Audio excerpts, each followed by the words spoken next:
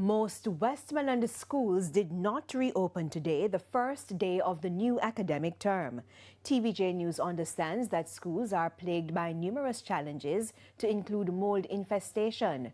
Additionally, many are still being used as shelters, while repairs are yet to begin on others. Our reporter Kimberly Petty visited the schools and now reports. There is high anticipation today, January 5, which signals the start of the new academic school year. I am standing just outside the Petersfield High School in Westmoreland, but from what we have been reliably informed, school is out for today.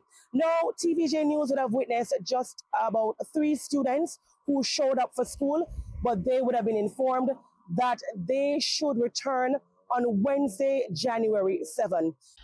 The school that has been at the center of national discussions of recent is still housing victims of Hurricane Melissa.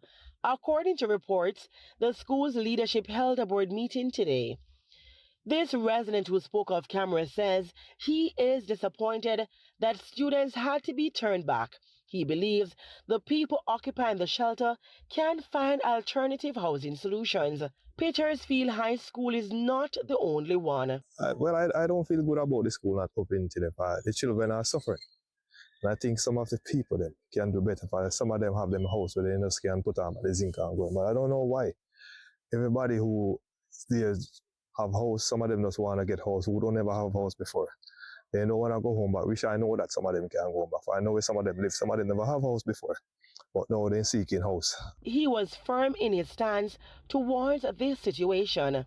But I think the people them should do better by working with the government, what the government offering them. Some of them never have a house, and they say they want concrete now. I wish they never have nothing one seat of zinc before. So I think it's really unfair. We visited Unity Primary in Savannah Lamar, which still has victims from Hurricane Melissa. But the school is trying to work around them as they plan on reopening tomorrow for grades 5 and 6 only. They are also relying on these tents.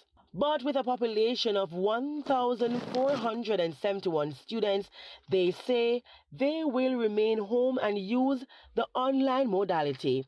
But they have bigger issues: mold infestation in the library, and their newly built computer lab was destroyed.